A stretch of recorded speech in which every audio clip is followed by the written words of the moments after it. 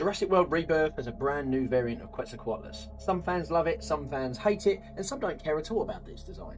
Let's have a look at it close up, at everything we know about the Jurassic Quetzalcoatlus, and why this new one is awesome.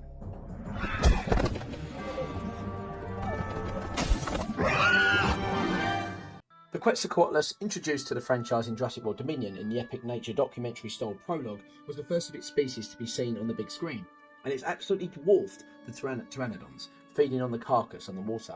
It was glorious. Design wise, it ticks every single box. It's beautiful, it's colossal, and it's everything a fan wanted in a Quetzalcoatlus.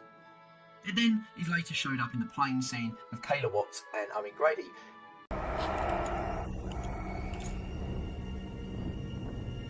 That's another plane, right? Not exactly.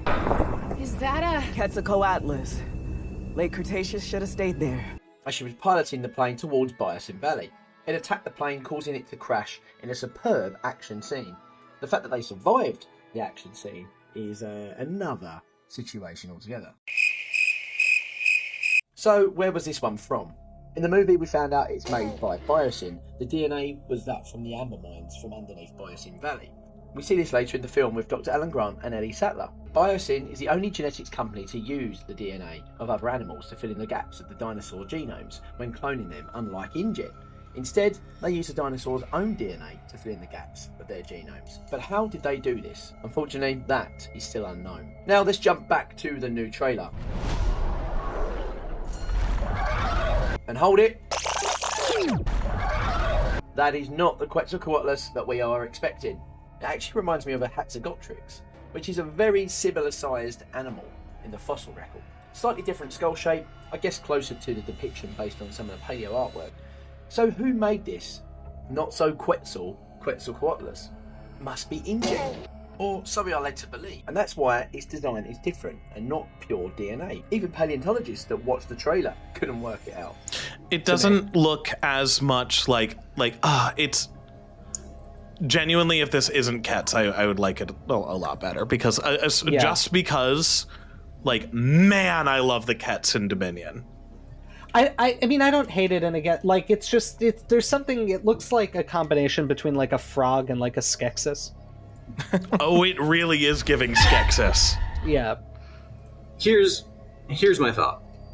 One, there's some indication that Asdarchids, at least like Hatzegopteryx, had a wider head than perhaps it is interpreted.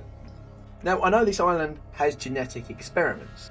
There is also a possibility that it could be the new pharmaceutical company that are in Jurassic World Rebirth called Parker Genix. They are the company that have sent Zora Bennett to do this mission to collect the 3 DNA samples from the 3 colossal dinosaurs. But would they be behind this? I'm not sure, you know. It's strange that the movie drastically changes the design of the species, and only one movie ago it was pretty iconic already. But I actually still love it. I think it's a really good new design. Compared to the Dominion one, this one is grey and blue, mean looking, has a larger bill and looks more agile. But I think it's slightly smaller in size based off of the trailer, comparing it to an F-16. More like its real life fossil. Even being slightly smaller, a flying reptile that size still is a formidable predator. But here's the question. Why is it different? InGen made this from something else. It's not pure. And I guess if it's bad DNA and not pure, it didn't work. And the design change suits what's happening on this island. But I have a feeling we have to look at the design exposition, unfortunately.